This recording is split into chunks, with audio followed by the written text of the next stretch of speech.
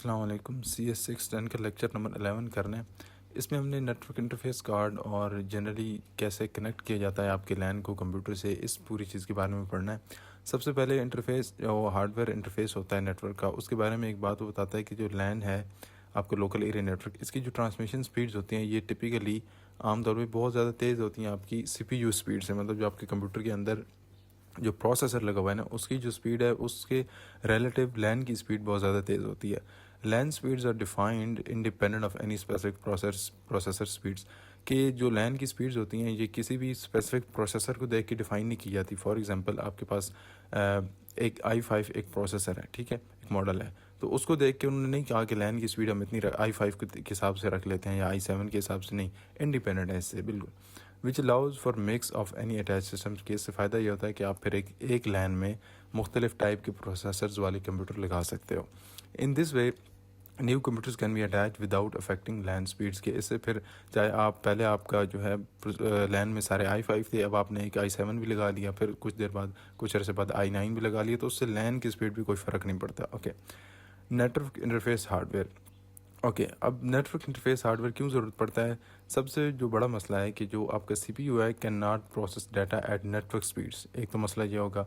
So in order to connect to the network computer system use special purpose hardware for network connections which consist of a typically a separate card in the backplane which is called network adapter card और network interface card NIC। Okay, तो ये कहते हैं कि आपके जो computers होते हैं वो नेटवर्क से कनेक्ट करने के लिए अपने आप को एक स्पेशल टाइप का हार्डवेयर यूज़ करते हैं जिसको आप नेटवर्क अडेप्टर कार्ड या फिर नेटवर्क इंटरफेस कार्ड कहते हैं। अच्छा, अब ये होता कहाँ पे, आपके कंप्यूटर की जो CPU होते हैं उनके अंदर लगा होता है, या समटाइम्स आपकी जैसे जैसे लैपटॉप्स हैं उनके अंदर ये इंक्लूडेड होता है, मतलब मदरबोर्ड पे ही लगा होता है। और जो आपके डेस्कटॉप कंप्यूटर्स होते हैं उनके साथ आपको अलग से एक कार्ड सेपरेटली लगाना पड़ता है। Okay, the connector on NIC at the back of computer then accepts cable to physical network के। NIC जो होता है, ये जो कार्ड होता है, इसके बैक पे एक पोर्ट होती है और उस पोर्ट में फिर आपकी वो नेटवर्क की केबल लगती है। ओके, तो यहाँ पे इन्होंने अपनी तरफ से तो वो सिस्टम का दिखाया है कि ये आपका जो डेस्कटॉप कंप्यूटर है उसका सिस्टम यूनिट का उन्होंने मतलब दिखाया हुआ है अंदर से कि मदरबोर्ड के अंदर कैसे पोर्ट्स होती हैं, लेकिन ये क्लियर नहीं है। मैं आपको एक दिखाता हूँ।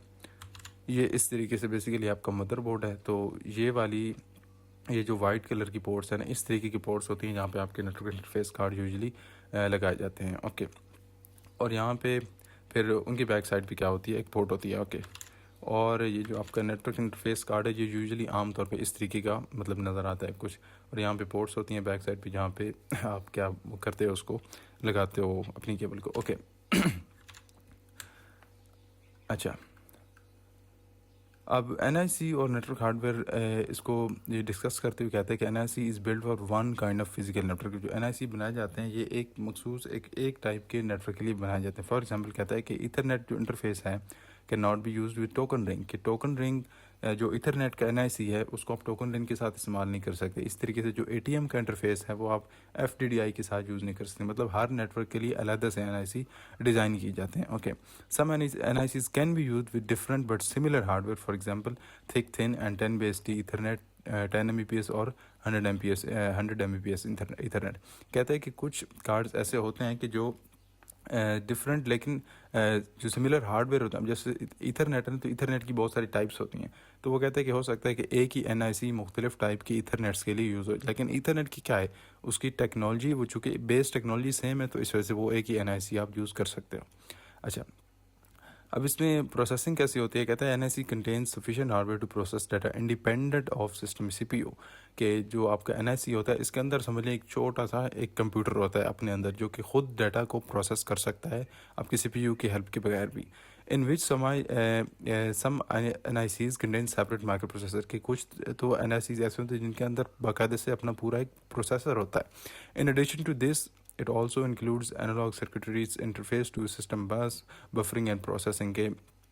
इसके साथ साथ इसमें फिर एक चीज़ होती है, कुछ एनालॉग सर्किटरी होती है, ठीक है, जिस फॉर एग्जांपल सिस्टम बस यहाँ पे अगर हम देखें तो ये नीचे जो ये पिंस बनी हुई है ना छोटी छोटी, तो इसको इस तरीके से ये मतलब एक समझ लें कि बस का कनेक्शन है उसका सिस्टम के साथ। ओके, अच्छा, बफरिंग क्या होती है? बफरिंग होती है डाटा को होल्ड करना कुछ देर के लिए, क्योंकि हमने देखा था कि नेटवर्क की स्पीड डिफरेंट होती है CPU स्पीड से, तो इस वजह से उसको जो NIC है ये कुछ देर के लिए समटाइम्स डाटा होल्ड करता है ताकि जो है ये नेटवर्क को उसको सॉरी सीपीयू को ओवरवेलम ना, मतलब सीपीयू को ओवरलोड ना कर दे। ओके।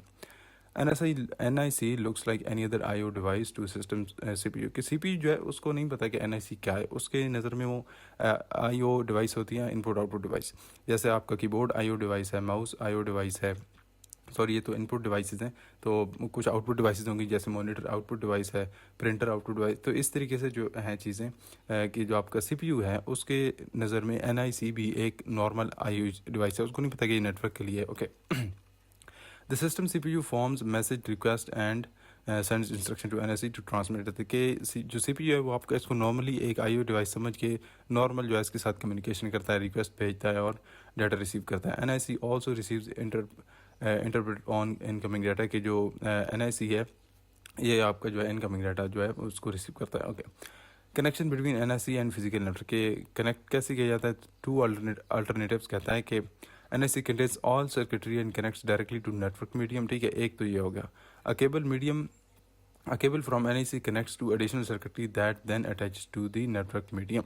कहता है कि एक जो है केबल आपकी NIC में लगती है और फिर NIC आपका उसमें लगता है कंप्यूटर में, और वो जो केबल NIC में लगी थी वो आगे से मज़ीद किसी सर्किटरी में, एडिशनल सर्किटरी में, मतलब किसी यूनिट में, किसी सर्किट में, किसी डिवाइस में जाके लगती है, एंड देन फिर आपका जो है आप नेटवर्क से कनेक्ट होते हो। ओके। अच्छा, अब थिन इथरनेट और 10BSD ये दो इथरनेट की टाइप्स हैं। ठीक है, तो इसमें फ़र्क सिंपल ये है कि दोनों इथरनेट है। फ़र्क ये है कि the network technology is not limited to one. बस ये कह रहे हैं कि ये दोनों इथरनेट ही हैं और जो इथरनेट की बेसिक टेक्नोलॉजी है वो एक ही स्टाइल ऑफ कनेक्शन पे लिमिटेड नहीं है, मतलब उसकी मुख्तलिफ स्टाइल्स हैं इथरनेट के। ओके। अच्छा, अब थिक इथरनेट भी इथरनेट ही है, तो उसकी वायरिंग के बारे में थोड़ा सा कहते हैं कि uses thick coax cable. Coax cable means coaxial cable, और ये भी एक टाइप की जो आपकी जैसे केबल होती है, ये केबल टीवी वाली केबल जिसके अंदर एक थिन सी कॉपर की वायर होती है, इसको बोलते हैं। अच्छा, AUI केबल, ठीक है, एक केबल होती है, इसका फुल फॉर्म इन्होंने यहाँ पे नहीं लिखी तो मैंने यहाँ पे आपके लिए लिख दिया, अटैचमेंट यूनिट इंटरफेस।